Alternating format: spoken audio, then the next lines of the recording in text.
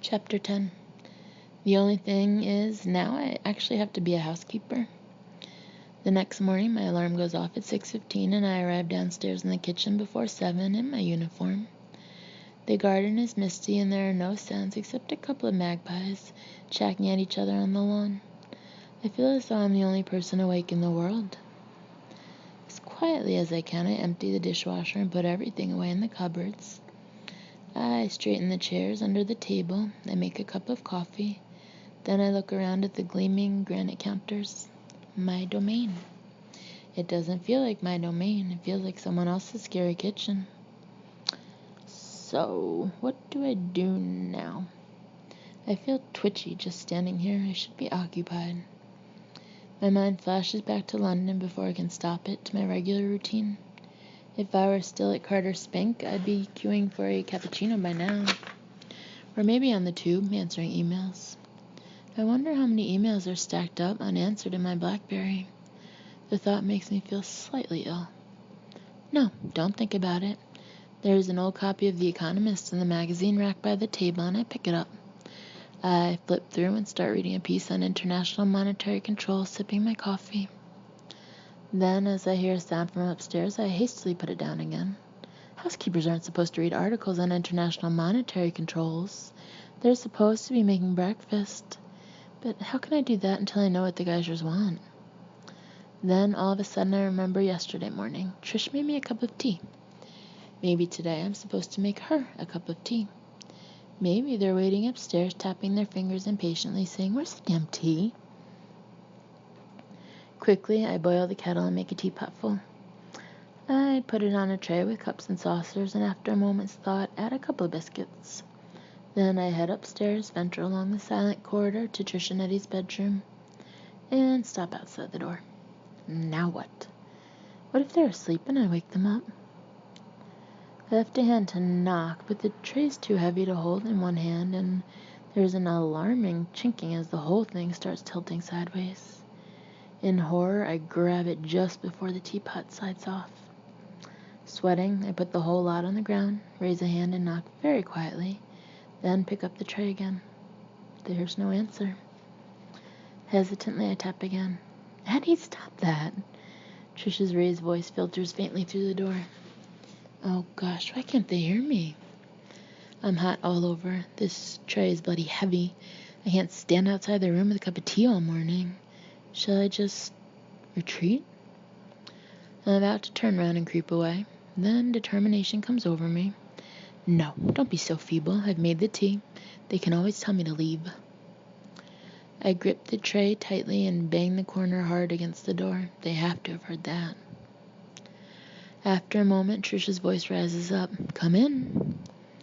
I feel a swell of relief. They're expecting me. I knew they would be. Somehow I turn the doorknob while balancing the tray against the door. I push the door open and walk into the room. Trish looks up from the canopied mahogany bed where she's sprawled on a pile of lace pillows alone. She's wearing a silky nightie. Her hair is disheveled and makeup is smudged about her eyes. For a moment she looks startled to see me. Samantha, she says sharply, what do you want? Is everything all right? I have an immediate, horrible feeling I've done the wrong thing. My gaze doesn't move from hers, but my peripheral vision starts to register a few details in the room. I can see a book called Sensual Enjoyment on the floor, and a bottle of musk-scented massage oil, and a well-worn copy of The Joy of Sex right by the bed. Open at Turkish style. Okay, so they weren't expecting tea. I swallow, trying to keep my composure, desperately pretending I haven't seen anything. I brought you a cup of tea, I say, my voice cracking with nerves. I thought you might like one. Do not look at The Joy of Sex. Keep your eyes up. Trish's face relaxes. Samantha, you treasure. Put it down. She waves an arm vaguely at a bedside table.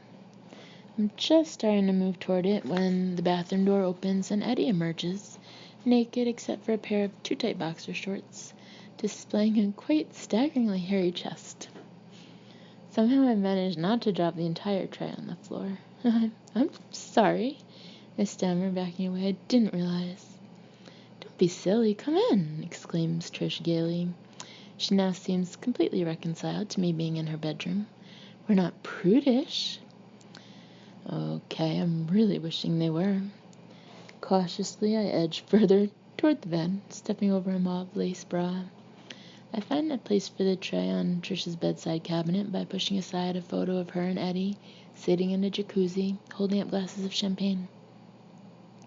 I pour out the tea as fast as I can and hand a cup to each of them. I cannot look Eddie in the eye. In what other job do you see your boss naked?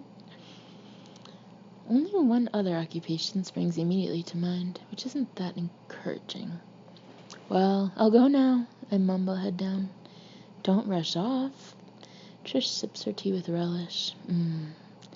Now you're here, I wanted to have a little chat. See where we are with things. Right. Her nightie is gaping and I can see the edge of her nipple. I hastily look away and find myself catching the eye of the bearded guy in the joy of sex as he contorts himself. I can feel my face flaming with embarrassment. What kind of surreal weirdness is this, that I'm standing in the bedroom of two people, pretty much strangers to me, being practically shown how they have sex, and they don't seem remotely bothered. And then it comes to me, of course, I'm staff, I don't count. So, is everything alright, Samantha? Trish puts her cup down and gives me a beady look. You've got your routine sorted? All under control? Absolutely. I grope for a competent-sounding phrase. I'm pretty much on top of everything. I mean, getting to grips with it all. She takes a sip of tea. I expect you'll be tackling the laundry today. The laundry? I hadn't even thought about the laundry. Only I'd like you to change the sheets when you make the beds, she adds. Make the beds? I feel a slight twinge of panic. Obviously, I have my own, established routine, I say, trying to sound casual, but it might be an idea if you give me a list of duties. Oh, Trish looks a little irritated. Well, if you really think you need it. And I, Samantha, must go through your terms and conditions later on, says Eddie. He's standing in front of the mirror holding a dumbbell. Let you know what you've got yourself into. He guffaws, then with a slight grunt lifts the weight above his head. His stomach is rippling with the effect, and not in a good way. So, I'll get on with things. I start backing toward the door. See you later then at breakfast. Trish gives me a cheery little wave from the bed. Ciao, ciao. I cannot keep up with Trish's mood shifts. We seem to have lurched straight from employer-employee to people enjoying a luxury cruise together. Bye then, I say, matching her chirpy tone. I bob a curtsy, step over her bra again, and exit the room as quickly as I can. Breakfast is a bit of a nightmare. It takes me 3 failed attempts before I realize how you're supposed to cut a grapefruit in half. You'd think they'd make it clearer. They could draw guidelines around them or have perforations or something.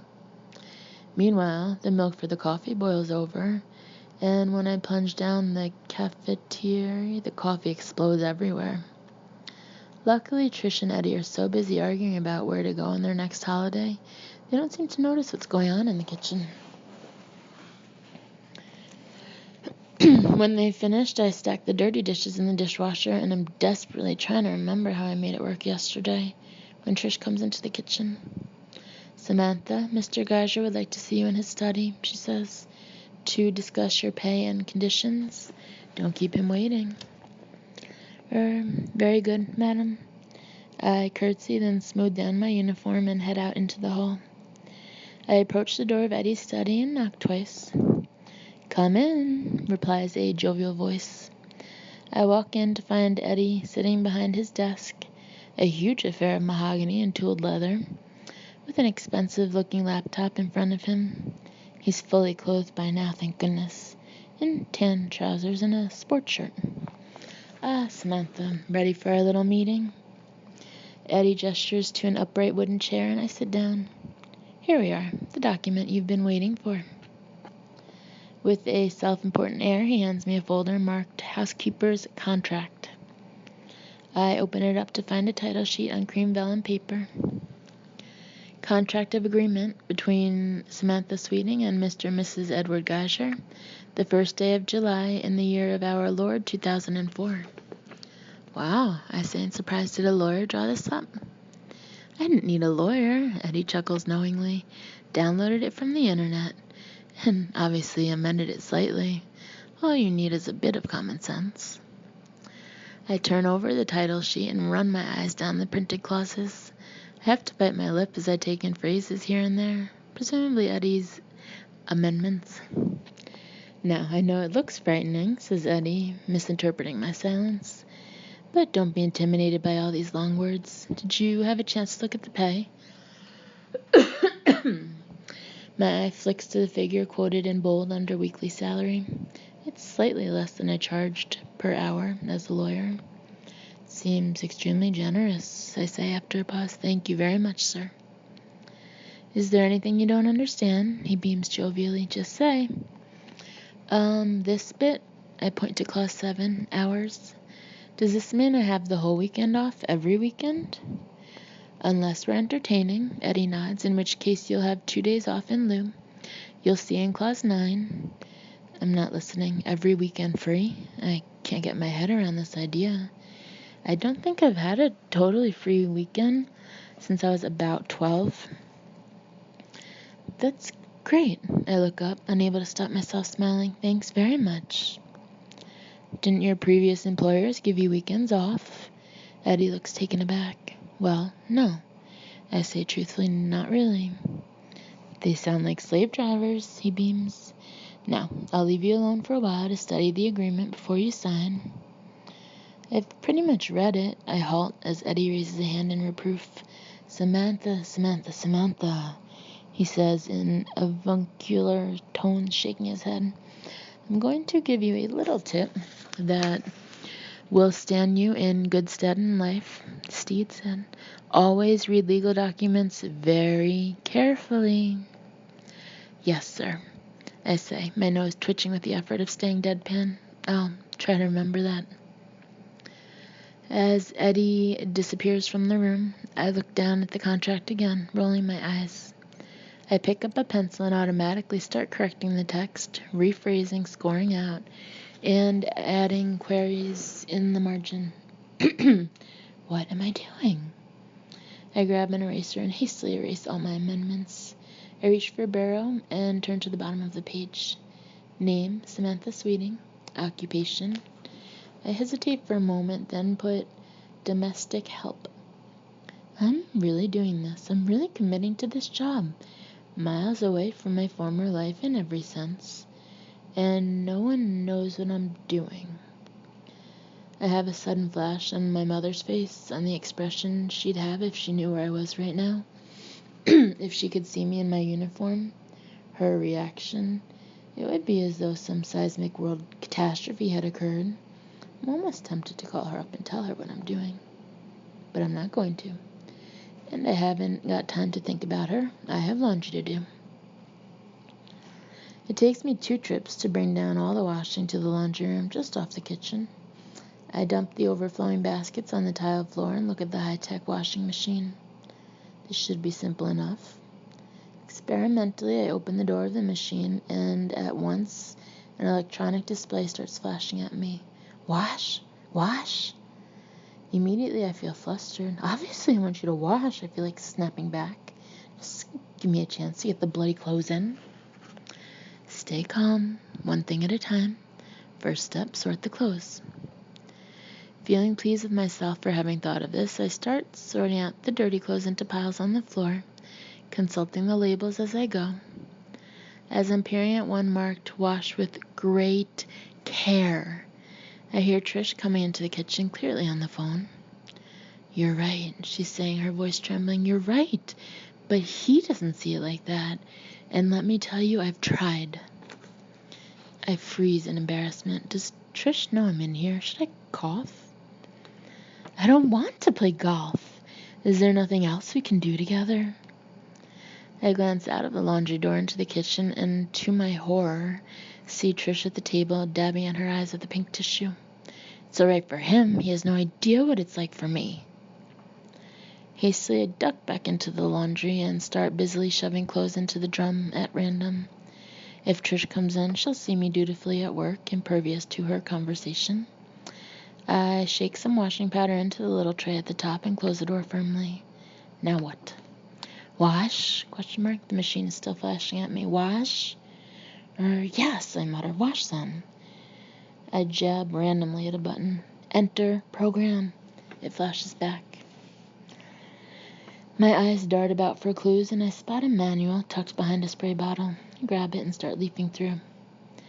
The half-load option for small washes is only available for pre-wash programs A3-E2 and super rinse programs G2-L7, not including H4. What? Okay, let's forget the manual. Let's just use common sense. I briskly press the keypad in my best housekeeper manner. Program K3? ? The machine flashes at me. Program K3? I don't like the sound of Program K3. It sounds sinister, like a cliff face or secret government plot. No, I say aloud, jabbing at the machine. I want something else. You have chosen K3, it flashes back. Heavy duty upholstery program. Heavy duty? Upholstery? Stop it, I say under my breath and start banging all the buttons. Stop! I kick the machine in desperation. Stop! Everything all right, Samantha?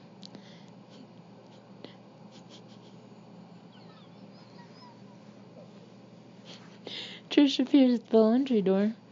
All signs of tears are gone, and she's applied fresh lipstick. I wonder what she's so upset about. But it's hardly my place to ask. Fine, just getting some washing on. Well done. She holds out a stripy shirt to me. Now, Mr. Geyser.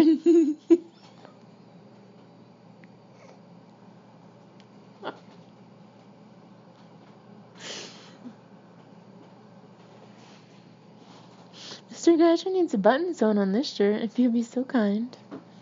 Absolutely. I take it from her, praying my trepidation doesn't show on my face. And here's your list of duties. She hands me a sheet of paper. It's by no means complete, but it should get you started. As I run my eyes down the endless list, I feel a bit faint. Make beds. Sweep and clean front steps. Arrange flowers. Polish all mirrors. Store cupboards tidy. Laundry. Clean bathrooms daily. Now, there's nothing here that should present you with a problem, is there? Adds Trish. No. My voice is a little strangled. No, it should all be fine. But make a stab at the ironing first, she continues firmly. There is quite a lot, I'm afraid, as you'll have seen. It does tend to mount up, rather. For some reason, Trish is looking upward. With a slight foreboding, I follow her gaze. There, above us, is a mountain of crumpled shirts hanging on a wooden drying rack, at least 30. As I stare up at them, I feel wobbly. I can't iron a shirt. I've never used an iron in my life. What am I going to do? I expect you'll whip through these in no time, she says gaily. The ironing board's just there, she adds with a nod. Thanks, I manage.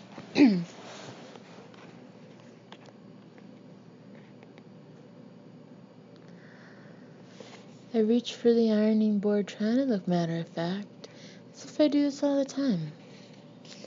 I tug briskly at one of the metal legs, but it won't move.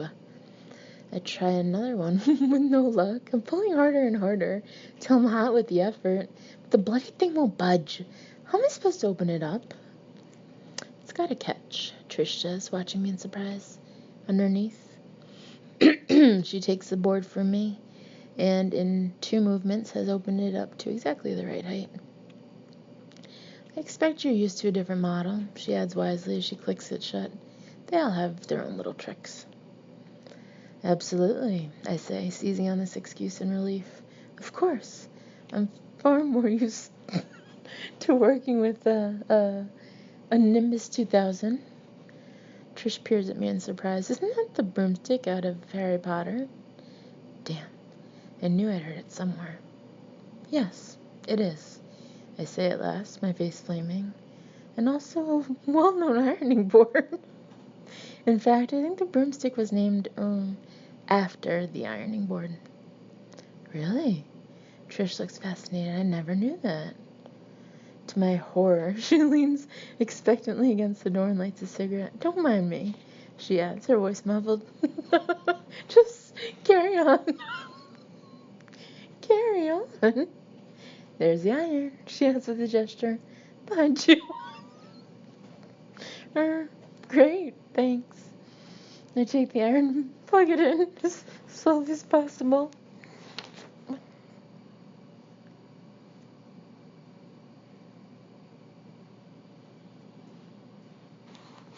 My heart is banging in fright. I cannot do this.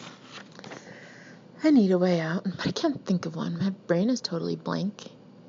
I expect the iron's hot enough now, says Trish helpfully. Right, I give her a sick smile. I have no choice.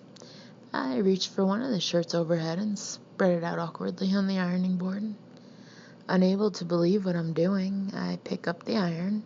It's far heavier than I imagined, and emits a terrifying cloud of steam. Very gingerly, I start lowering it toward the cotton fabric. I have no idea which bit of the shirt I'm aiming for. I think my eyes might be shut. Suddenly, there's a trilling from the kitchen. The phone. Thank goodness, thank goodness, thank goodness. Oh, who's that? Says Trish, frowning. Sorry, Samantha, I should get this. That's fine. My voice is shrill. No worries. I'll just get on. As soon as Trish is out of the room, I put the iron down with a crash and bury my head in my hands. I must have been mad. This isn't going to work. I'm not made to be a housekeeper. The iron puffs steam in my face, and I give a little scream of fright. I switch it off and collapse against the wall. It's only 9:20, and I'm already a total wreck. And I thought being a lawyer was stressful.